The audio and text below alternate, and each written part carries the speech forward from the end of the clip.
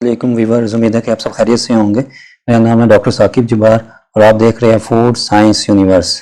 आज मैं बहुत इंपॉर्टेंट टॉपिक लेके आपके सामने हाजिर हूँ। आज मैं बताऊंगा आपको कि टमाटो केचप को अगर आप स्मॉल स्केल पर बनाना चाहते हैं तो कैसे बना सकते हैं। बेसिकली मेरी ये video business point of view से है कि जो लोग स्मॉल स्केल पर टमाटो केचप का बिजनेस करना चाहते हैं तो स्पेशली तौर पर मैं उनके लिए वीडियो बना रहा हूँ ताकि ये वीडियो देखने के बाद वो स्मॉल स्केल पर अपना बिजनेस स्टार्ट कर सके। तो इस वीडियो को मैं 4 हिस्सों में डिवाइड करूंगा।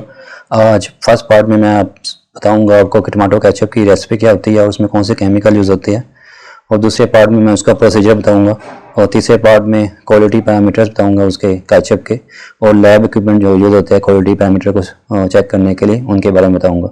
और जो लास्ट लेक्चर होगा फोर्थ पार्ट, उसमें जो मशीनरी यूज़ होती है स्मॉल स्केल पर टमाटो केचप बनाने के लिए और जो दूसरी रिक्वायरमेंट है उसके बारे में बताऊँगा। तो आज पार्ट 1 स्टार्ट करते हैं। सबसे पहले मैं बताता हूँ कि टमाटो केचप की जो रेसिपी है वो कैसे सेट करनी है आपने, और उसमें केमिकल कौन कौन से, उनका फंक्शन क्या है। चलिए स्टार्ट करते हैं। तो ये मैं केचप की रेसिपी बता रहा हूँ आपको। ये 1 kg की रेसिपी है। तो जितना भी आपने बनाना हो, अगर आप 1 kg को सही तरह बना लेते हैं तो उसके बाद जितना भी आपकी रिक्वायरमेंट होगी उसके मुताबिक इस रेसिपी को आप डबल कर सकते हैं। तो ये 1 kg की रेसिपी है। इसमें टमाटो पल्प जो आपको चाहिए 1 kg है। फॉर एग्जांपल अगर आप टमाटो लेते हैं रॉ फॉर्म में 1.5 kg तो इससे तकरीबन 1 kg पल्प आपको मिल जाएगी, या अगर आप 2 kg लेते हैं तो 1 kg से थोड़ी सी ज़्यादा मिल जाएगी आपको पल्प।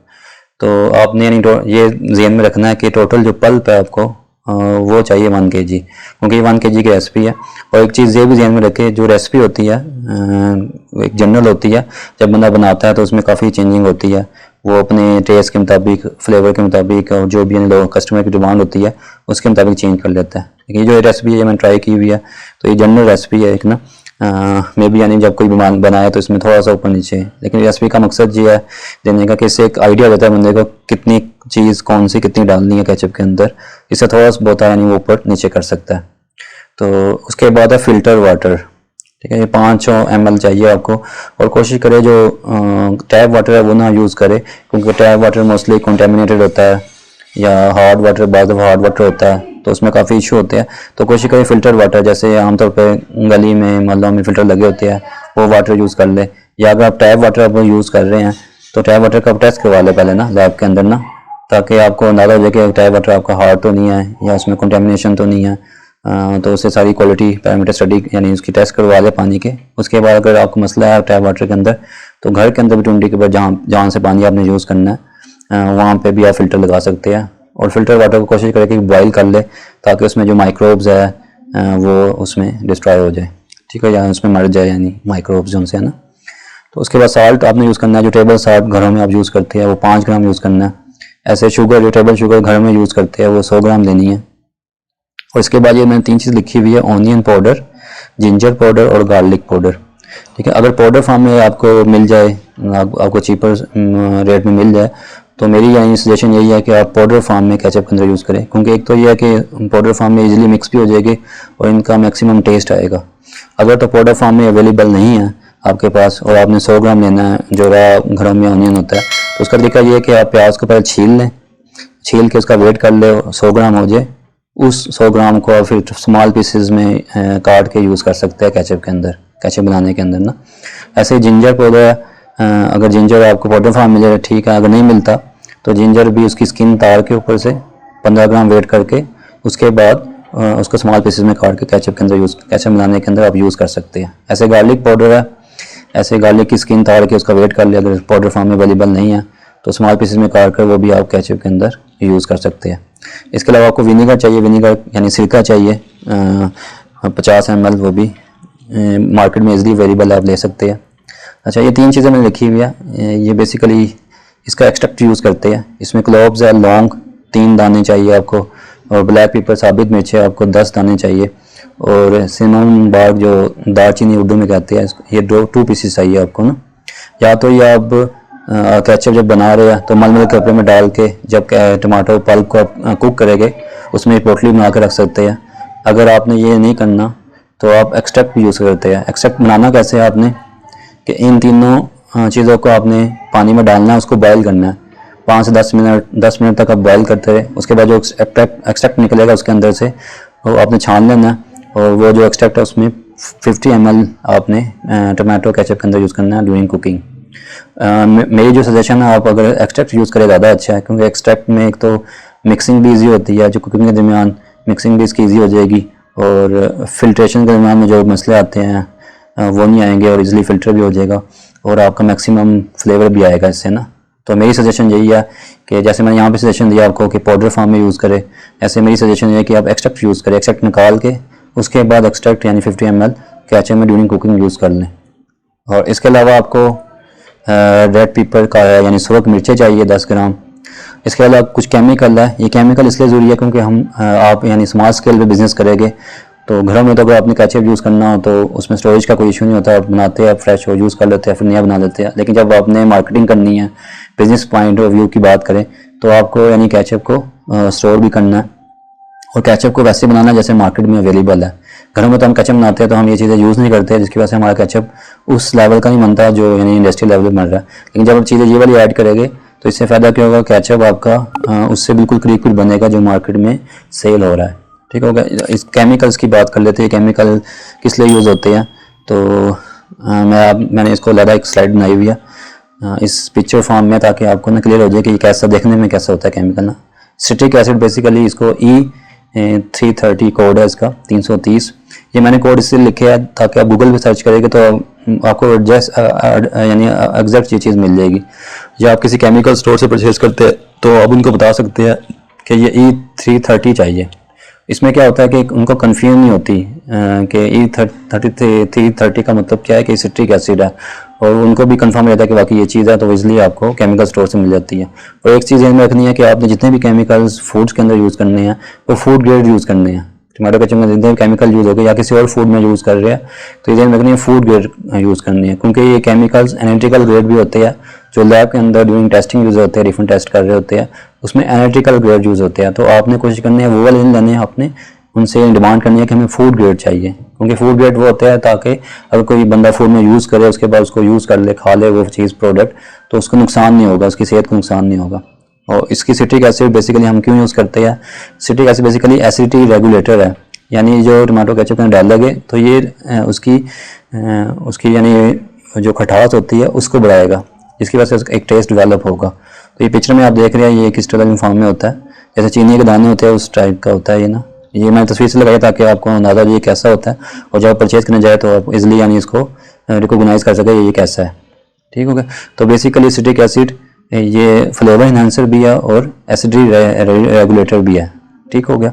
और दूसरे नंबर पे जो केमिकल हम यूज़ करते हैं CMC, ये गम्स है बेसिकली, CMC, गॉर्गम और ज़ैंथम गम। ठीक है, ये बेसिकली तीनों गम है। गम का फंक्शन क्या होता है, ये थिकनर भी होता है, यानी जिस प्रोडक्ट के अंदर डालेंगे उसको थिक करेगा यानी गाढ़ा करेंगे। और दूसरे नंबर पर ये बाइंडर भी है कि जितने भी हम इंग्रेडिएंट यूज़ कर रहे हैं उसके अंदर वो अच्छी तरह उसको बाइंड कर देंगे यानी मिक्स कर देंगे। और तीसरे नंबर पर यानी स्टेबलाइजर भी है, यानी एक तो बाइंड कर दिया उनको आप इसमें अच्छी तरह यानी वो मिक्स होकर जुड़ गए एक दूसरे के साथ ना, सेपरेट नहीं होगा। स्टेबलाइजर भी है CMC गम, गॉर्गम और ज़ैंथम गम। ये स्टेबलाइजर भी है कि सेपरेशन से महफूज रखते हैं। बाद में क्या होता है हम कोई चीज़ बनाते हैं थोड़ी देर बाद रखते हैं उसको शेल पे, तो क्या होता है कि पानी ज़्यादा हो जाता है और जो चीज़ें हल्की होती है उसमें ज़्यादा हो जाती है। लेकिन बेसिकली ये CMC और गॉर्गम, ज़ैंथम गम डालने का मकसद क्या है, ताकि वो आपकी प्रोडक्ट की सेपरेशन ना हो इंग्रेडिएंट्स की, वो आप इसमें बाइंड रहे और स्टेबलाइज भी रहे, और ताकि उसकी क्वालिटी मेंटेन रहे। क्योंकि अगर वो सेपरेशन हो जाएगी तो वो टेस्ट भी डिफरेंट हो जाएगा, उसकी हर चीज़ यानी डिस्टर्ब हो जाएगी, टेक्सचर भी डिस्टर्ब हो जाएगा।